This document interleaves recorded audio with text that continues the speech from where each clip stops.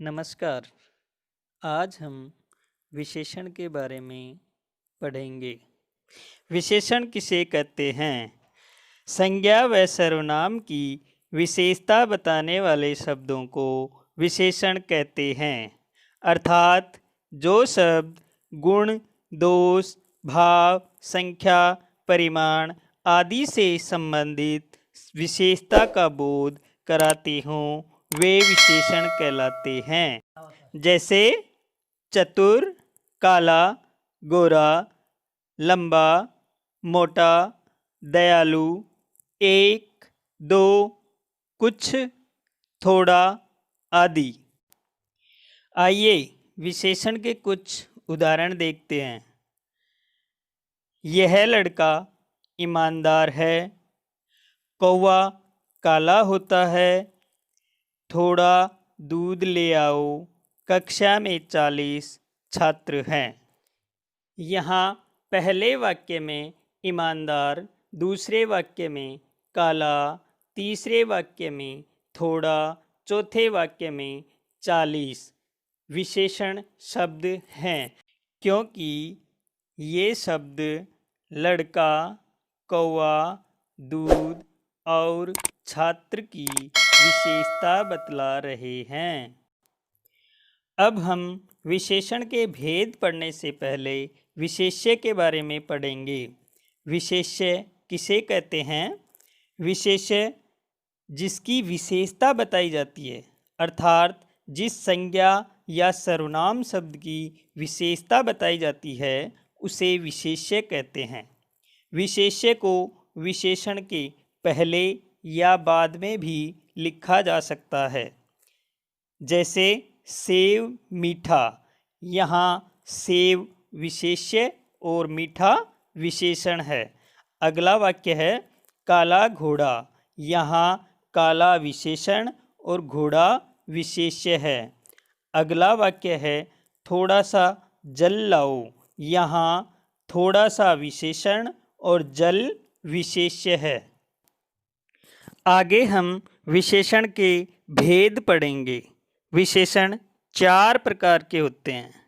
पहला गुणवाचक विशेषण, दूसरा संख्यावाचक विशेषण, तीसरा परिमाणवाचक विशेषण, चौथा सार्वनामिक विशेषण। पहला गुणवाचक विशेषण, जो शब्द संज्ञा और सर्वनाम के गुण, दोष, रंग, रूप आदि का बोध कराते हैं उन्हें गुणवाचक विशेषण कहते हैं। जैसे वह लंबा पेड़ है, बतख सफ़ेद है, यह ताज़ा फल है। यहाँ पहले वाक्य में पेड़ का गुण लंबा होना बताया है। दूसरा वाक्य है बतख सफ़ेद है, यहाँ बतख की विशेषता है उसका सफ़ेद रंग। तीसरा वाक्य है यह ताज़ा फल है, यहाँ फल की विशेषता ताज़ा होना है। अतः इन वाक्यों में लंबा, सफ़ेद और ताज़ा पेड़, बतख और फल की विशेषता बता रहे हैं। दूसरा संख्यावाचक विशेषण, जिन संज्ञा और सर्वनाम शब्दों से प्राणी, व्यक्ति और वस्तु की संख्या की विशेषता का बोध हो उसे संख्यावाचक विशेषण कहते हैं। अर्थात संख्या की विशेषता का बोध कराने वाले शब्दों को संख्यावाचक विशेषण कहते हैं। बोधक शब्द हैं एक, दो, दुगुना, चौगुना, कुछ, कई, अनेक, दूसरा, तीसरा आदि। जैसे कक्षा में 10 छात्र हैं, मेरे पास कुछ पेन हैं। पहले वाक्य में 10 और दूसरे वाक्य में कुछ छात्र और पेन की संख्या का बोध करा रहे हैं। संख्यावाचक विशेषण के भी दो भेद होते हैं। क निश्चित संख्यावाचक विशेषण, ख अनिश्चित संख्यावाचक विशेषण। क निश्चित संख्यावाचक विशेषण संज्ञा या सर्वनाम की निश्चित संख्या बताने वाले विशेषण को निश्चित संख्यावाचक विशेषण कहते हैं।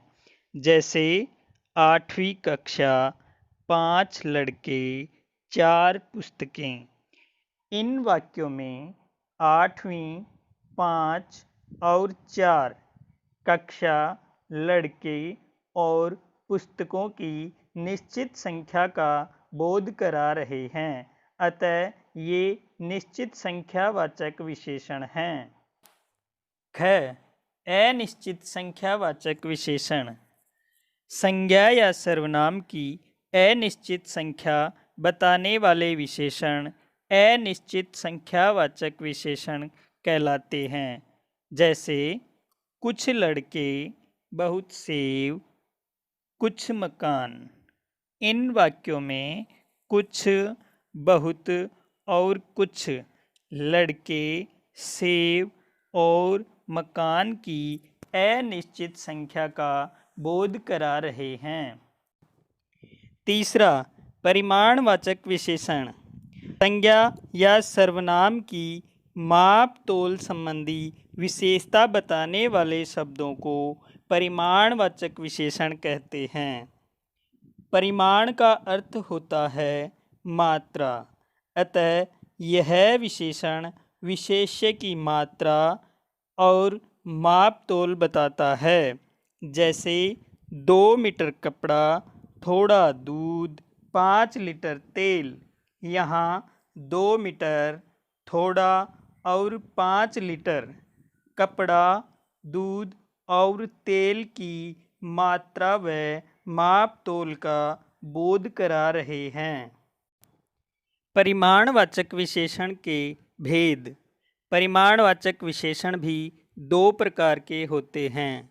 क निश्चित परिमाणवाचक विशेषण, ख अनिश्चित परिमाणवाचक विशेषण।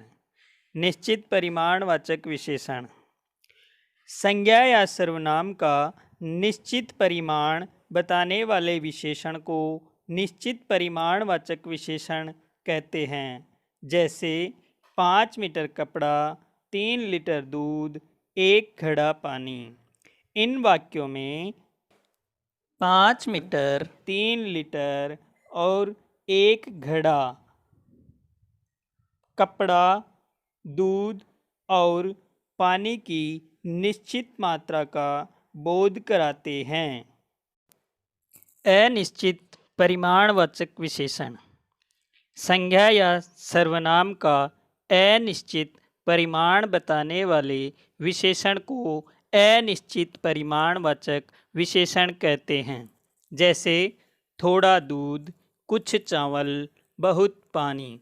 यहाँ थोड़ा, कुछ और बहुत दूध, चावल और पानी की अनिश्चित मात्रा का बोध करा रहे हैं, अतः यहाँ अनिश्चित परिमाणवाचक विशेषण होगा।